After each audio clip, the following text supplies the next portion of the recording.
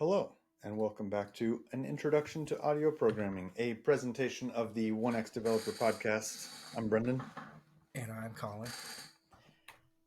and Albert Einstein may have said, but probably didn't say, if you can't explain it to a 6-year-old, you don't understand it yourself. Here at the podcast, we say, if you can't explain it after you've had a six-pack, you don't really understand it yourself. And that's why this is a segment called Make Mine a Double Precision Floating Point Value. Talking about audio programming today. So this section is about, in the first two sections, we kind of covered the basics of sound, how sound gets into the computer. Now we're going to talk about audio programming in particular, and why do audio applications need to be real time, right? This is a term that you'll hear whenever you start to get into audio programming, real time programming. The gist of it is that audio applications need to be responsive. They need to feel like instruments in a certain way. But also you can almost think of like video games the same way, right? Video games need to be responsive to user input in real time. You can't have a video game where you like press a button and 2 seconds later something happens on the screen. You need to be able to respond to the musician, in this case, doing something in the application quickly. There are audio applications that don't need to be real time, like an MP3 player. If you're just playing a file from disk, right, you can load it up into a buffer and you can like play it as needed. That gives you a lot more leeway in terms of um, the user isn't doing something right then that the application needs to respond to. So what we're talking about with audio applications here is things that need to be like instruments or like a guitar pedal, where they need to feel responsive and the user does something and you see the result immediately. um, the basic way we achieve that is that blocks of audio from the audio interface are delivered to our application's audio processing callback, which is a function, and that's done on a strict schedule. So we do that, once so many times a second, basically.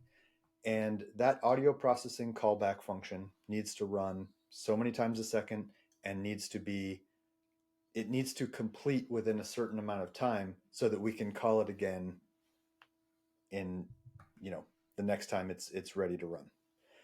So yeah, this does sound like sort of similar to game programming, where you have like a loop, and it just usually it's dependent on the hardware in some way, but it just runs over and over again. Exactly. And so what like what kind of things do game programmers do to make sure that that function runs within the set amount of time? Are there certain like tips and tricks that you do to make sure that like it doesn't extend beyond when it's able to run? Uh, I don't think I've done enough to get into any of that. I think the framework if you're using a framework, it'll usually handle it for you. Mm-hmm. Uh, yeah, that's a good question. I think that was one of the really hard things for me to wrap my head around when I first got into this stuff, was like, wait, what kind of stuff am I allowed to do? What am I not allowed to do inside this audio callback, to make sure that it runs on time? And we're kind of going to talk about some stuff later, some specific stuff that you should not do within the audio callback. But that's the general idea, is that you need to make sure that let's say it's a video game. If you're running at 60 frames a second, you need to like finish your function before the next one comes around and tries to render the next frame, right? Yeah. So I And think I think all the stuff I've done has had like an adaptive frame rate. You know, like yeah, like that's what most of your games are going to do. Is if it doesn't finish, it's just going to slow down. But that's actually quite different because your music can't do that, right? You can't just play the music slower. because they can't keep up. Exactly. Yeah, yeah. The user gets to decide. So when I talk about these blocks of audio samples, the user gets to decide how many blocks, how many samples per block are delivered to the function, and that Right. determines like how many times Hmm. per second your function is going to be called. And yeah, and you can't it, if your function is not finishing in time by the time the next by the time your function is called again the next time, Hmm. what you're going to get is like clicks and pops and all that kind of stuff that come from those discontinuities that we were talking about before, Hmm. right? If you're not able to represent the waveform as a smooth right, as a smooth-ish waveform with these discrete sample points, if you have these like bop kind of things, that's going to manifest as clicks and pops and all that kind of stuff. And yeah, you don't want that. That's the absolute worst case scenario in audio programming. So all of that means that our function is on a deadline. We have to finish by the time, basically, we have to finish by the time the function is going to be called the next time. And Yeah, and and that's so interesting because, like we've talked about on the podcast before, we're mostly web developers, where it's like, yeah, it responds when it's done. It's async, like it, yeah, it, when it gets back, we do this. But the idea of a deadline is, I don't even know how you would enforce that in like a web setting. it's that's why I find audio programming really really interesting. Is um, yeah, it's very different from what I do on a day to day basis. It's we all the stuff we do with web development, we try to make it fast, we try to make it responsive, but it doesn't need to be real time in the way that an audio application or a video game or like a flight control system, right? Yeah. Real time means something different in those contexts, and it's really, I mean, audio programming isn't life or death, but if you're creating clicks and pops in your audio program and you're like at a big festival, and you're playing these clicks and pops out over a big speaker, that's not a good thing. It's Mm. um, people are going to hear that, and it could ruin speakers, and it could do all kinds of stuff. I I think it's really interesting that you brought that up because yeah, I think a lot about like what audio programming compared to what we do on a day-to-day basis. It's very different. So here's like an example of the audio round trip. The round trip of an audio, I don't know, an audio application, I guess. So you kind of have the microphone over here. It goes into the audio interface. The audio interface takes that, converts it to digital, and puts it in some kind of like buffer, some kind of memory, using that sampling process that we were talking about earlier. It passes it through the OS, and then the OS is what passes it to your audio application's callback function.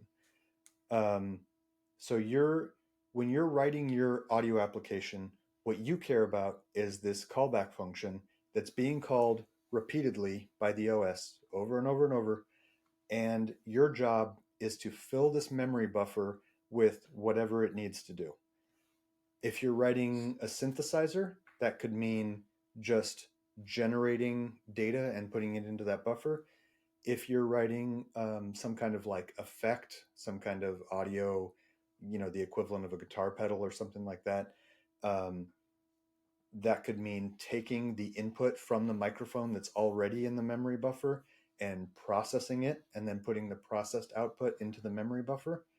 Um, so it could either be writing to the memory buffer only, or it could be taking what's in the memory buffer, processing it, and putting it back into the memory buffer. Those are kind of the two options. And then once that's done, the operating system will grab that chunk of memory, pass it back to the audio interface, and then the audio interface uses the digital to analog converters to then convert that to analog data that goes out to your speakers. So in this instance, when you say audio interface, do you mean like hardware and software?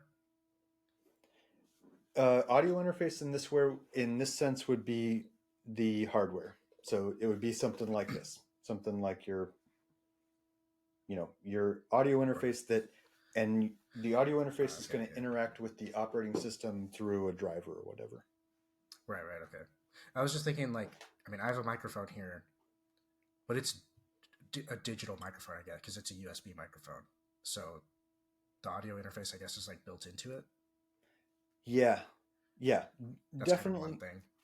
There's some kind of thing going on there that's built into the microphone where there's still like a diaphragm, like a traditional microphone, and then I would guess the microphone is doing the analog to digital conversion and then passing that out via USB. Yeah, okay. Yeah. So one thing to note here is that um, we process audio in blocks, not in individual samples, usually. So like this chunk of memory that I'm talking about is a block of samples. It has a number of samples within it. It's not We're not doing like one sample at a time as we go through this process. Um, and if you've ever played around with a DAW, you'll probably be familiar with these settings where you get to decide like how many samples are in a block of data. Um, they're usually powers of two, 64, 128, 256, 512. These are all common block sizes, right? Here's just another representation that I did. If you've ever played guitar and you're familiar with guitar pedals, you can kind of think of your callback function as you have this chunk of data, which would be like your guitar input if you're playing guitar, and it passes through pedals and it's processed, and you do all this kind of whatever processing you need to do, and then you put the result a in back into the memory buffer at the end of it. Cool. Um, this was I just kind of illustrated it this way because that was helpful for me to understand, to think of it like guitar pedals, which I was more familiar with, was like it's it's a passing through a series of processing stages before being output. Yeah, that's good. Yeah, that makes a lot of sense. Um, so I had a couple miscellaneous things I just wanted to touch on here at the end. In the audio world, it's common to have two types of applications. You can have a standalone application, which is just like any other application that you write, has a main function and the operating system starts it. And then you kind of have to figure out yourself how that application feeds its data into your DAW. There's also extremely common in the audio world are plugins which are instantiated from another program, like your DAW, right? Your DAW, it's really, really common for a DAW to instantiate an instance of your program, and there are some differences that go along with that. Um, Most audio frameworks, I think, are going to take care of a lot of that for you, and you don't need to worry too much about it. But it is worth noting that like it's a very different kind of software architecture when you're writing a plugin that some other program is going to run rather than the OS running it, right? Like there's no main function, for example. Um, you, the OS doesn't have an entry point into the program. Your host has an entry point into the program. Nice. Does Yeah, that make sense? yeah, for sure. I mean, lots of situations have plugins, but it's extremely common in the audio world to write your stuff as a plugin. So I think Yeah, it's just worth dwelling on that for a moment. I mean, I think my only experience is like the plugins that really just the default plugins that come with a DAW is probably all I've messed with. But Yeah, and I think most of those are just stored as like um, they're probably in a directory somewhere, and they're yeah, like libraries, just like the ones that we're going to write later on. yeah, I just wanted to mention audio file formats for a second. These are probably all things you've heard of, WAV, AIFF, FLAC, MP3, AAC, OGG. Um, when we're working with audio inside the box, none of these things apply.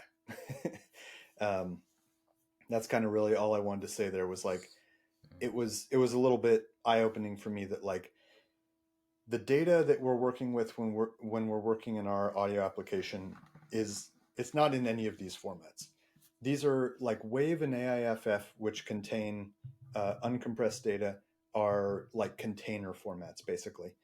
They don't. We're working with uncompressed data that's just residing in RAM basically. Mm-hmm. Um, if you need to write this sample data to disk, there are formats for that, and that's what WAVE and AIFF is, right?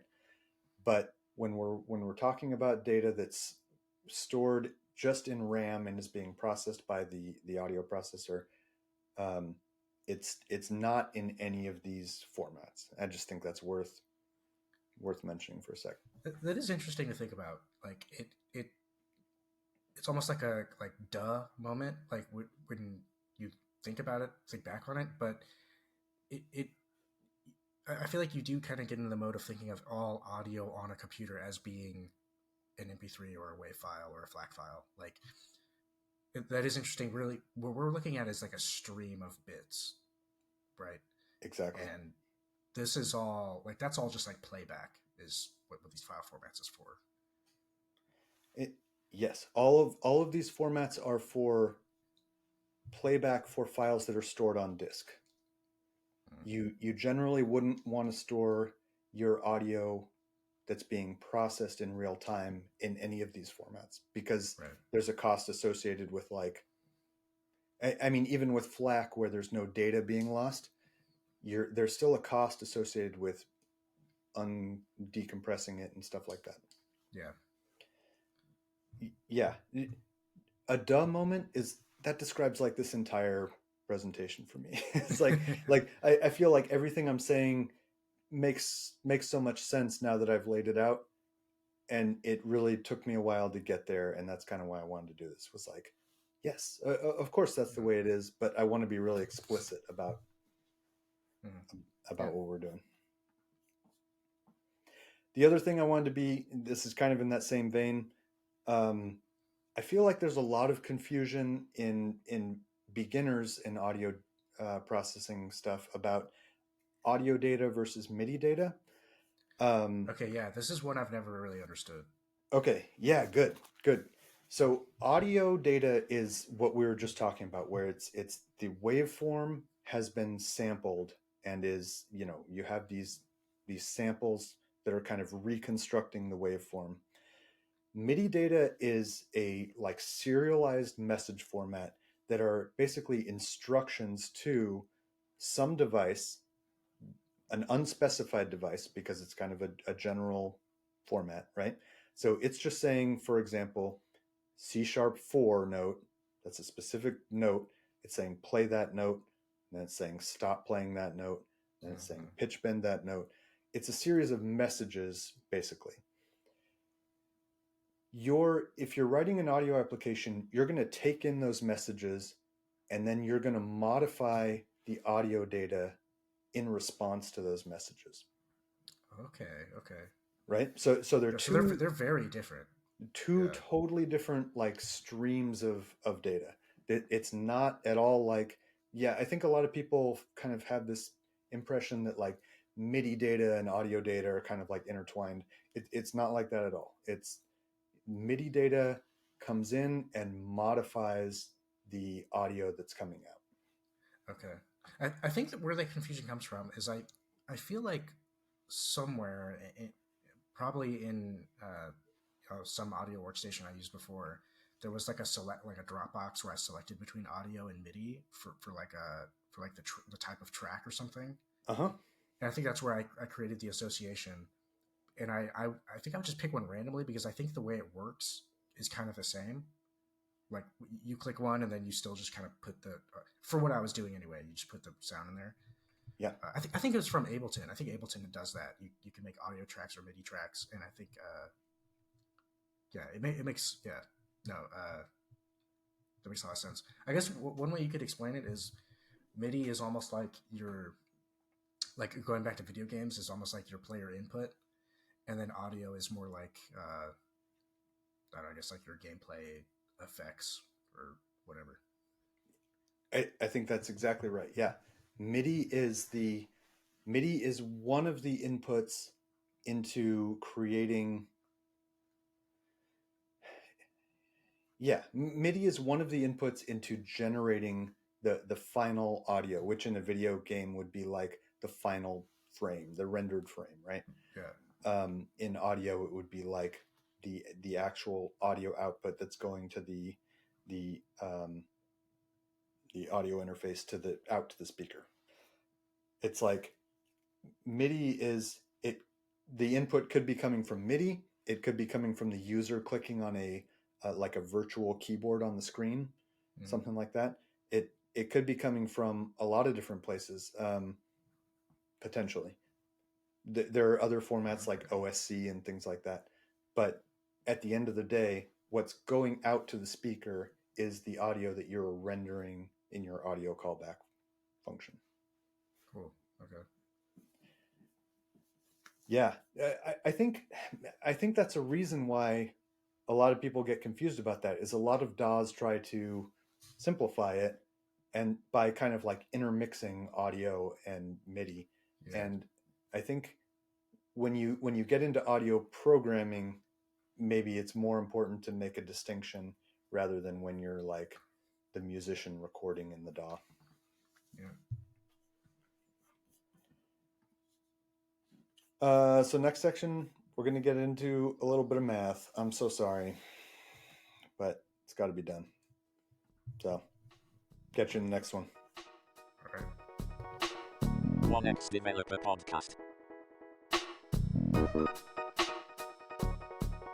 Hey everybody, this is Colin. First and foremost, I want to thank you all for listening to this episode of the 1X Developer Podcast, and let you know that if you have any questions, comments, or if you just want to tell us about your day, you can reach us at X, formerly known as Twitter, at 1X Developer Podcast. We're also on YouTube at 1X Developer Podcast. You can email us if you're weird at 1xdeveloperpodcast at protonmail.com. And lastly, don't forget to follow, subscribe, all that stuff, so you don't miss any further episodes of the 1X Developer Podcast. Thanks so much. See you next time.